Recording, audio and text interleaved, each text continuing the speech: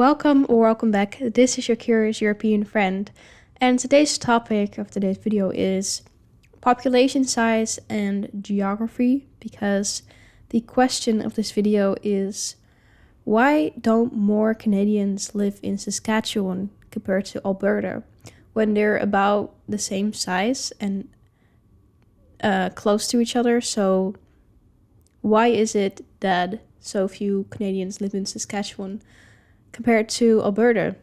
I don't know. So let's go ahead and find out the answers.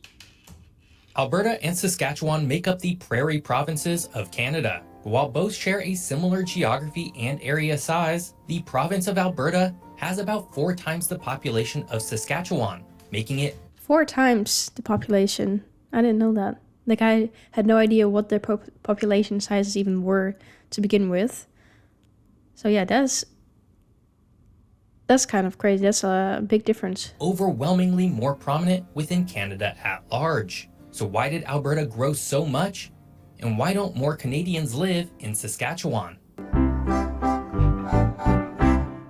Today we're off to the prairie provinces of Canada, which could only be Alberta and Saskatchewan. If you're not familiar with either of these provinces, you're about to learn quite a bit, particularly why, despite their overall similarities, they've grown in dramatically different ways. And as usual, we're going to find that geography has a big part to play in today's story. Saskatchewan and Alberta are 2 provinces in Western Canada, each with their own fascinating history of Indigenous First Nations tribes and pathway to becoming part of Canada today. Prior to European exploration, both were home to a wide range of tribal nations. In Saskatchewan, the Cree, Saulteaux, Dene, Dakota, and Nakota peoples thrived, while Alberta was primarily inhabited by the Blackfoot, Tsuut'ina, and Stoney Nakoda, with significant presence of Cree and Métis communities as well.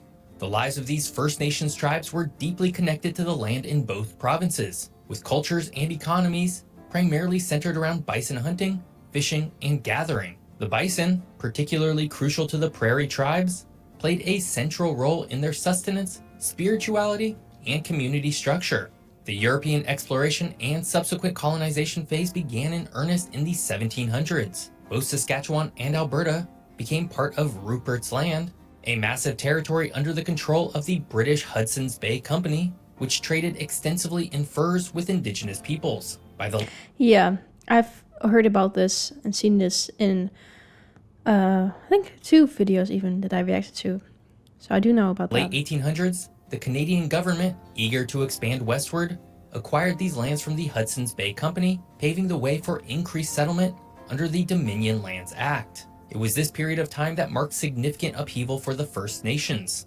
The arrival of European settlers led to displacement of villages, altered the natural landscapes, and the eventual decimation of the bison herds that were vital to the economies and ways of life for the Indigenous population. Treaties, such as Treaty 2, Treaty 4, Treaty 6, Treaty 7, Treaty 8, and Treaty 10 were negotiated between the First Nations and the Crown, ostensibly to ensure peace and coexistence. However, these treaties often led to the relegation of Indigenous peoples to reserves, fundamentally changing their traditional lifestyles. The construction of the Canadian Pacific Railway in the 1880s further accelerated settlement in the region. The railway brought a flood of immigrants who established farms and towns, and with them, new social and economic structures took root. The growing settler population eventually led to the establishment of the provinces of Alberta and Saskatchewan from the Northwest Territories, and both were inaugurated on September 1st, 1905. As provinces, both Saskatchewan and So they were like established at the same time. Alberta experienced rapid development. The early 1900s was a time of economic boom, driven by agriculture and, later in Alberta, the discovery of oil. These economic opportunities continued to attract people from across Canada and other parts of the world, shaping the multicultural demographic that is characteristic of the region today. Alberta and Saskatchewan Why is it blurry all of a sudden? All right.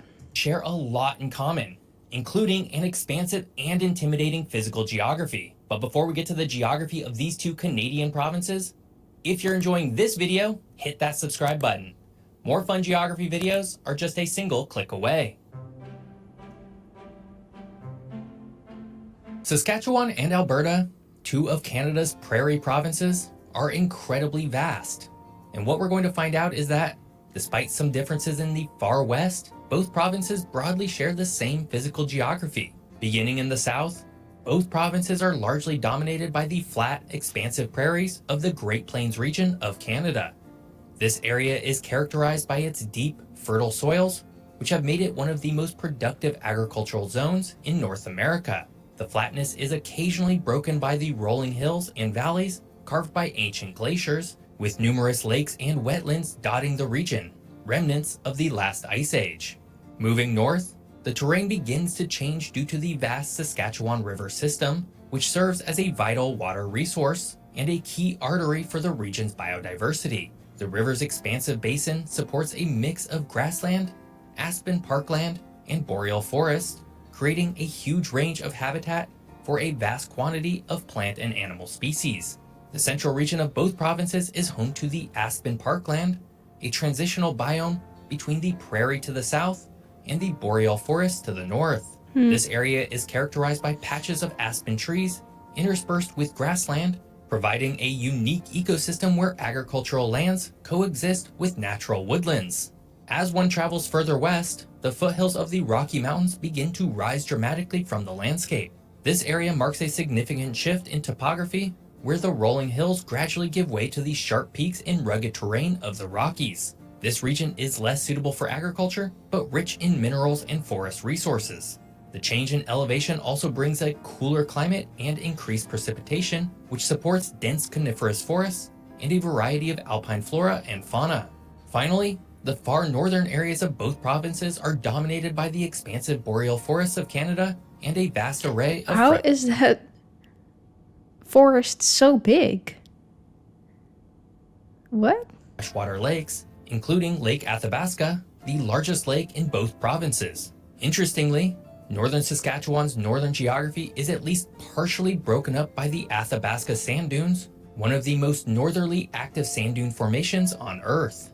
But while both provinces share a lot of similar geography, one area they differ is the Rocky Mountains. This mountainous areas of western Alberta is not only striking for their breathtaking vistas, but also for their ecological importance. The Rockies are a crucial watershed, feeding major river systems that flow eastward across the prairies.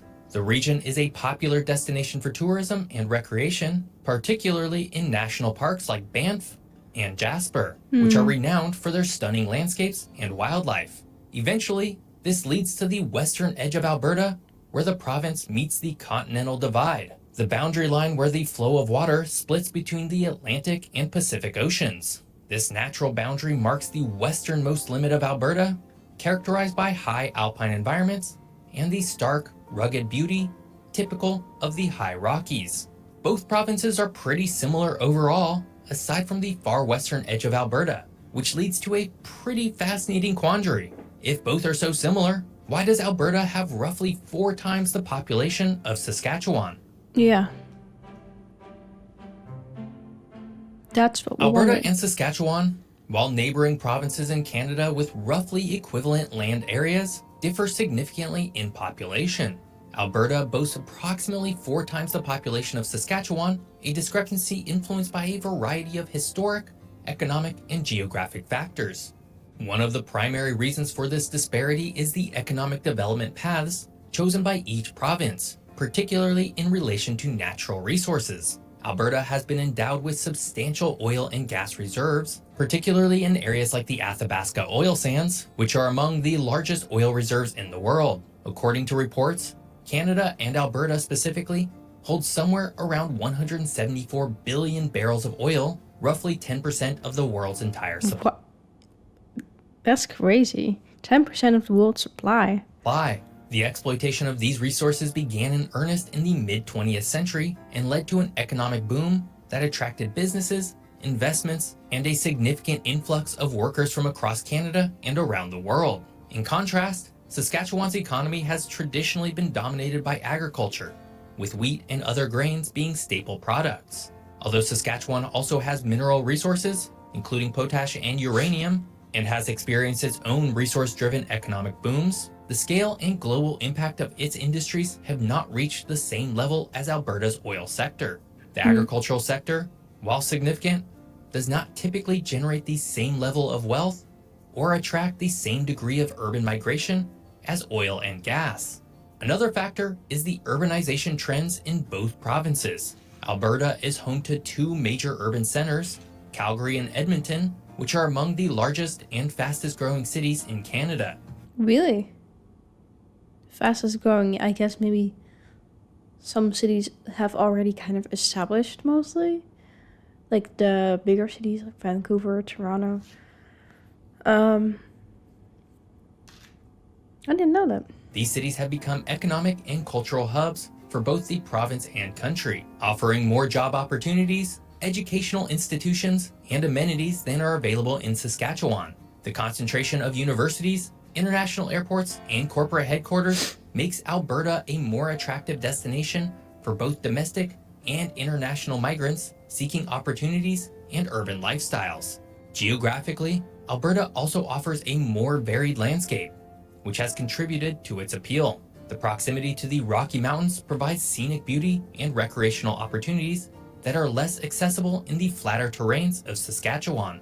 This geographic appeal has bolstered tourism and attracted permanent residents interested in outdoor activities such as skiing, hiking, and mountain biking. Banff National Park is the most visited Alberta. Yeah, that makes sense because I did hear a lot about Banff, and like even in videos that I reacted to, it would keep coming up. So I guess it's very popular destination. Tourist destination and one of the most visited national parks in North America, with more than 3 million tourists. This does look stunning.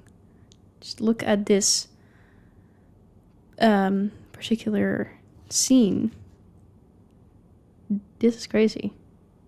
Annually. Government policies have also played a role in shaping the population dynamics of the two provinces. Alberta's tax regime, notably the absence of a provincial sales tax and historically lower personal income taxes, has made it financially attractive to There's no sales tax at all? Or individuals and businesses alike. Additionally, Alberta's aggressive investment in infrastructure and public services, funded by oil revenues, has improved the quality of life, further drawing people to the province. Finally, the global perception and branding of the provinces have influenced their population growth. Alberta has successfully marketed itself as a land of opportunity due to its booming energy sector and vibrant cities. In contrast, Saskatchewan is often perceived more for its pastoral and quieter lifestyle, which might not attract the same level of internal and external migration. it's also nice. Depends on the person, I guess, too. Today, Alberta would be led in population by the overwhelmingly dominant metro areas of Calgary with 1.5 million people and Edmonton with 1.4 million people. Yeah, so isn't that like almost half of what the population was? Because I thought the population was like 4 million something. Right? Or am I just off now? I thought that was what it was. After that, however, the population numbers drop quickly. Lethbridge, Alberta has about 123,000 people, and Red Deer with only That's a lot of difference between cities. 101,000. Saskatchewan has a similar, though less prominent population pattern. The province is dominated by the Saskatoon metro area with 352,000 people, and Regina with 249,000, followed by the much smaller cities of Prince Albert with 46,000 people, and Moose Jaw with 35,000 people. But one way that Moose Jaw seems like such a Canadian name. Saskatchewan is unique is that, unlike Love it. every other province, it has no natural borders. Saskatchewan, with its distinctive rectangular shape, is unique among Canadian provinces for having borders defined entirely by lines of latitude and longitude rather than natural geographic features. Yeah, it is so straight. That's what I was going to say. Like, how is that possible? And why didn't they just make it, like, actually this line then, if they were going to do that anyways? This distinct delineation emerged from a combination of historic decisions and geographic planning that aimed to facilitate administrative efficiency during the westward expansion of Canada. The origins of Saskatchewan's borders date back to the late 1800s and early 1900s, during a period when the Canadian government was actively encouraging settlement in the western parts of the country. The area now known as Saskatchewan was initially part of the vast expanse known as the Northwest Territories. The push for provincehood and the establishment of defined borders was influenced heavily by the expansion of the railway and the desire to create administratively manageable regions that would be attractive to settlers. In 1905, Saskatchewan was established as a province. Its borders were drawn quite deliberately as mostly straight lines. The 49th parallel marks its southern boundary, while the 60th parallel delineates its northern edge. To the east and west, the 102nd and 110th meridians respectively set its boundaries. These lines were chosen to create a jurisdiction that was easy to govern and map, created by the Dominion Land Survey system. Though it should be pointed out that while Saskatchewan's eastern boundary does roughly follow the 102nd meridian, it occasionally zigs to account for the curvature of the Earth. This approach to border creation was somewhat at odds with the more organic processes that shaped the borders of older provinces like Quebec and Ontario, where natural features, such as rivers and lakes, frequently defined boundaries. In Western Canada, the vast open prairies lacked prominent natural features that could serve as convenient or obvious borders over such large areas. As such, the choice to use geometric borders for Saskatchewan was implemented by the Dominion Land Survey, which sought to impose a grid-like pattern on the landscape Yeah, I guess. How else are you going to decide where the border is? Yeah. systematize land division and simplify legal land descriptions. In many ways, Saskatchewan's borders are not... It's crazy to think about too that like some people back in the day really just could have like drawn any line and be like, okay, that's Saskatchewan. Isn't that crazy to think about? Like, and nowadays it's still the same, and it'll probably always be, maybe, but that's crazy. Dissimilar from the U.S. states of Utah, Colorado, and Wyoming, where boundaries were set based on straight lines as opposed to natural features for the ease of administration. The prairie provinces have very different populations, primarily due to Alberta having such an incredibly vast amount of oil underneath it. This jump-started the otherwise nascent provincial economy of Alberta in a way that Saskatchewan never really experienced. And unless something changes, Alberta likely will always be considerably larger than Saskatchewan. I hope you enjoyed. Yeah, that makes sense now. When he says it like that, oil, more economic growth, I guess,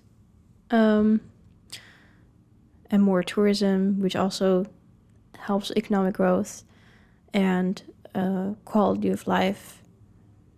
I don't know how this is actually experienced by you guys though.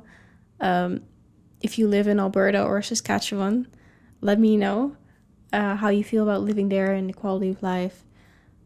Yeah, I would assume it just depends on the person too, whether you would rather live in Alberta or Saskatchewan. Maybe you do want more of the atmosphere of Saskatchewan, because he was talking about like it's more considered peaceful, while I don't really know what that means because, or like quiet, because I would assume that you can find that in Alberta as well. But I guess when you want to live in a like somewhat bigger city, then those are more quiet in Saskatchewan. Is that what he meant? I guess so. Yeah. That was interesting. Like, finding out more and more about why things are the way they are in Canada, and how it all goes back again to years and years before we ever even lived, and how those decisions impact life today still. Like, yeah, that's interesting. I guess that's history. But also, yeah, the geography and how that impacts natural minerals and therefore impacts quality of life maybe and population size. It's all connected. Anyways, yeah, let me know in the comments. Again, if you're from Alberta or Saskatchewan, because I am really curious.